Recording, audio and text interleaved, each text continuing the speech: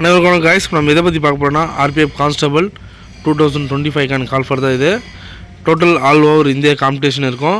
இந்த முறை cut off மார்க்கும் ப்ளஸ் ஃபிசிக்கலும் ரொம்ப டஃப்பாக இருக்க போது. ஆல் ஓவர் இந்தியா காம்படிஷன்ன்றதுனால வேக்கன்சி ரொம்ப கம்மி. சரிங்களா? வேக்கன்சி 4280 வேக்கன்சி கொடுத்துருக்காங்க. இது ரொம்ப ரொம்ப கம்மியாக வேக்கன்சி தான். நம்ம இதிலே ஆண்கள் பெண்கள் இருபாலருக்கும் டிவைட் பண்ணியிருக்காங்க. அது என்ன நோட்டிஃபிகேஷனில் தெளிவாக போட்டிருப்பாங்க, அது பாருங்கள். உங்களுடைய அப்ளிகேஷனோட ஸ்டேட்டஸ் தன்மைகள் அதை நம்மளுக்கு எப்போ செக் பண்ண சொன்னால் 17 ஜனவரி 2025 அன்றைக்கி உங்களுடைய அப்ளிகேஷன் நாங்கள் ரிஜெக்ட் பண்ணியிருக்குமா இல்லை நாங்கள் ஏற்றுக்கொள்ளப்பட்டதான்றதை நீங்கள் ஒன்ஸ் உங்களோட அப்ளிகேஷன் லாக் அவுட் பண்ணி செக் பண்ணிங்க அப்படின்னு தெளிவாக மென்ஷன் பண்ணி காட்டியிருக்காங்க. செக் பண்ணி பார்க்காதவங்க ஒன்ஸ் நீங்கள் செக் பண்ணிவிடுங்க. ஓகேவா? உங்களோட அப்ளிகேஷன் தன்மை இப்போ எந்த அளவுக்கு இருக்குன்றதை நீங்கள் செக் பண்ணி பார்த்துங்க. நெக்ஸ்ட்டு பார்த்தீங்கன்னா 4 days before the exam date all ticket நீங்கள் டவுன்லோட் பண்ணிக்கலாம்னு சொல்லியிருக்காங்க. எக்ஸாமுக்கு 4 நாளைக்கு முன்னாடி உங்களுடைய அட்மிட் கார்டை நீங்கள் டவுன்லோட் பண்ணிக்கலாம். ஃபார் எக்ஸாம்பிள் இப்போ 2ஆம் தேதி மார்ச், சரிங்களா? 2ஆம் தேதி மார்ச், 20ஆம் தேதி மார்ச், ஓகேவா? இந்த 2ஆம் தேதி எக்ஸாம் ஸ்டார்ட் ஆகி கிட்டத்தட்ட 18 நாட்கள் எக்ஸாம் நடக்குது. இந்த 18 நாட்களுமே 3 பேட்சை கண்டக்ட் பண்ணி தான் எக்ஸாம் ஸ்டார்ட் பண்ண போகிறாங்க. ஓகேங்களா? இப்போ ஃபார் எக்ஸாம்பிள் 15ஆம் தேதி உங்களுக்கு எக்ஸாம்னா உங்களுக்கு 10ஆம் தேதி நீங்கள் ஆல் டிக்கெட் டவுன்லோட் பண்ணுறதுக்கு உங்களுக்கு ஆப்ஷன் வந்துடும். ஓகேவா? 4 நாளைக்கு பிஃபோராகவே நீங்கள் உங்களுடைய எக்ஸாம் ஆல் டிக்கெட் டவுன்லோட் பண்ணிட்டு எல்லாருமே கலர் ஜெராக்ஸில் உங்களோட ஆல் டிக்கெட் டவுன்லோட் பண்ணுங்கள். ஏன்னா கிராஷ் வெரிஃபிகேஷன் ஏதாச்சும் அங்கே நடந்தால், ஃபார் எக்ஸாம்பிள் ஃபோட்டோ ஏதாச்சும் மிஸ்மேட்ச் இருந்துச்சுன்னா நீங்கள் ஒன்ஸ் செக் பண்ணிக்கலாம் அப்படின்னு சொல்கிறாங்க. நெக்ஸ்ட்டு பார்த்தீங்கன்னா செலெக்ஷன் ப்ராசஸ்ஸு உங்களுக்கு கம்ப்யூட்டர் பேஸிக் தான் ரிட்டன் எக்ஸாம் கண்டக்ட் பண்ணுறாங்க. ஓகேவா? ஆன்லைன் மூலிமா தான் நீங்கள் எக்ஸாம் எழுதுகிற மாதிரி இருக்கும். 2வது பார்த்தீங்கன்னா நீங்கள் எக்ஸாம் பாஸ் பண்ணிட்ட அப்புறம் ரிட்டன் முடிஞ்சோடனே உங்களுக்கு ஃபிசிக்கல் நடக்குது. ஃபிசிக்கல் மெஷர்மெண்ட்டு, ஓகேவா? உங்களுடைய ஹைட் வெயிட் செக் பண்ணுவாங்க. நல்லா நோட் பண்ணிங்க. ஃபஸ்ட்டு உங்களுக்கு ரிட்டன் எக்ஸாமு நீங்கள் அதில் கம்ப்ளீட் பண்ணி எக்ஸாம் கிளியர் பண்ண உடனே உங்களுக்கு ஃபிசிக்கல் நடக்கும். ஃபிசிக்கல் முடிஞ்சோடனே ஃபிசிக்கல் மெஷர்மெண்ட் நடக்கும். லாஸ்ட்டாக தான் உங்களுக்கு டாக்குமெண்ட் வெரிஃபிகேஷன் டெஸ்ட் நடக்கும். சரிங்களா? எதுலையுமே நம்ம போர்ஜரி பண்ண முடியாது. போலீஸ் சான்றிதழை வச்சுட்டு இருக்கிறவங்க தயவு செஞ்சு இந்த அப்ளிகேஷனை போடாதீங்க. ஏன்னா அந்த இடத்துல ஏதோ ஒருத்தர் பின்தாங்கியோர் இல்லை ஏஜ் பாரானவங்க அந்த இடத்துல நிரப்புவாங்க. நீங்கள் ஃபைனல் ஸ்டேஜ் வரைக்கும் போயிட்டு ரிட்டன் எக்ஸாம் கிளியர் பண்ணிவிட்டு ஃபிசிக்கல் முடிச்சுட்டு லாஸ்ட்டில் டாக்குமெண்ட் வெரிஃபிகேஷனில் வெளியே வந்தீங்கன்னா ரொம்ப ரொம்ப கஷ்டம். அதனால் அந்த இடத்துல நீங்கள் ஃபில் பண்ணணுன்னா உங்களுடைய உண்மையான சான்றிதழை கொடுங்க.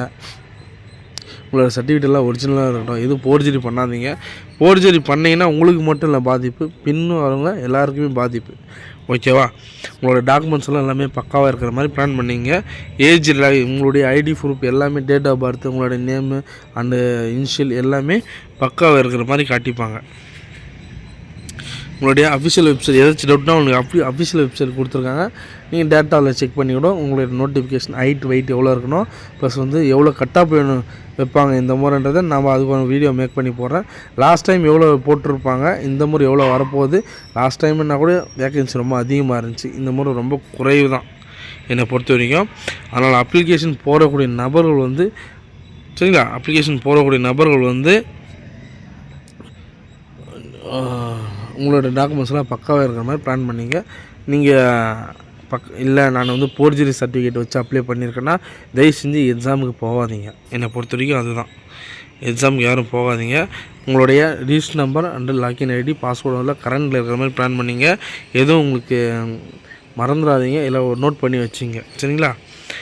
உங்களுடைய name plus enrol number, date of birth, roll number, gender எல்லாமே உங்களுக்கு ஆல் டிக்கெட் வந்தோடனே ஒன்ஸ் நீங்கள் செக் பண்ணி பாருங்கள். உங்களோட டேட் ஆஃப் பர்த்தில் கரெக்டாக இருக்கா, நேமு இன்ஷியலு எல்லாமே அப்ளிகேஷன் ஃபில் பண்ண மாதிரி உங்களுக்கு எல்லாமே கரெக்டாக இருக்கான்றதை ஒன்ஸ் நீங்கள் செக் பண்ணிங்க. அப்ளிகேஷன் ப்ளஸ் ஆல் டிக்கெட், ஓகேவா? இது முக்கியமாக நீங்கள் பிரிண்ட் அவுட் எல்லாமே நீங்கள் கலர் ஜெராக்ஸில் போட்டால் தான் ஒரு பெனிஃபிட்டாக இருக்கும். ஓகேவா? இது நல்லா நோட் பண்ணிங்க. முக்கியமாக இந்த தகவலை தான் நான் சொல்ல வந்தேன். இன்றைக்கி மார்ச் மாதம் 2ஆம் தேதி எக்ஸாம் ஸ்டார்ட் ஆக போகுது. சரிங்களா? உங்களோட எஃபர்ட்டை அதிகமாக போடுங்க. நாட்கள் மிகவும் குறைவு. வரக்கூடிய நாட்கள் எக்ஸாம் ப்ராசஸ் சீக்கிரமாக ஸ்டார்ட் பண்ணிவிடுவாங்க. எஸ்சி எஸ்டிக்கு உங்களுக்கு ட்ராவல்ஸ் அலவன்ஸ் ஃப்ரீயாக கொடுத்துருக்காங்க. உங்களுக்கு ஆல் டிக்கெட் நீங்கள் டவுன்லோட் பண்ணும் போது உங்களுக்கு டிரான்ஸ்போர்ட் எல்லாமே ஃப்ரீயாக இருக்கும் ட்ரெயினில். அதனால் முன்கூட்டியே உங்களோட ஹால் டிக்கெட் வந்தோன்னே 1-2 டேஸ் பிஃபோராக டவுன்லோட் பண்ணிட்டு நீங்கள் வந்து உங்களுடைய எந்த செக்ஷன்லேருந்து நீங்கள் எந்த ஸ்டேஷன் போகிறீங்கன்றதை நீங்கள் அங்கே போய்ட்டு ஒன்ஸ் ரிஜிஸ்டர் பண்ணிவிடுங்க. சரிங்களா? ரிஜிஸ்டர்னால் இந்த மாதிரி நான் போகிறேன், அதுக்கு தகுந்த மாதிரி ஏதாச்சும் சில ஆவணங்கள் கேட்டாலே நீங்கள் கொடுக்கறது கரெக்டாக இருக்கும். உங்களுடைய ஐடி ப்ரூஃப் எல்லாம் பக்காவாக வச்சுங்க.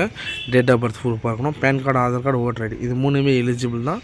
ஏன்னா ஐடி ப்ரூஃப் கம்பல்சரி எக்ஸாம் டைமில் கேட்பாங்க. எஸ்ஐ கான்ஸ்டபுள் ப்ளஸ் இப்போ அட்டன் பண்ணுறீங்க, sub inspector SI RPF attend பண்ணவங்களுக்கு தெரியும். சரிங்களா? அட்டன் பண்ணவங்களுக்கு தெரியும். தெரியாத பட்சத்தில் நான் சொல்கிறேன்.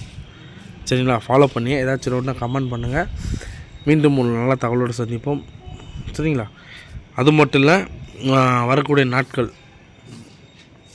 இந்தியன் ஆர்மியாக இருக்கட்டும், போலீஸ் துறையாக இருக்கட்டும், BSF, பேராமிலிட்ரி, ஆர்மடு ஃபோர்ஸ் எதனா இருக்கட்டும். சரிங்களா? கண்டிப்பாக உங்களுக்கு நான் சப்போர்ட் பண்ணுறேன். நம்ம வீடியோ மறக்காமல் ஷேர் பண்ணி லைக் பண்ணி வச்சுங்க. மறக்காமல் ஒரு சப்ஸ்கிரைப் பண்ணிவிடுங்க. சரிங்களா? நீங்கள் கொடுக்குற எனக்கு மிகப்பெரிய ஒரு சப்போர்ட்டு சப்ஸ்கிரைப் மட்டும்தான். சப்போர்ட் பண்ணுங்கள். நான் கண்டிப்பாக அடுத்த முறை ஒரு நல்ல வீடியோவாக மீண்டும் ஒரு நல்ல தகவலோடு சந்திக்கிறேன். சரிங்களா? தேங்க்யூ.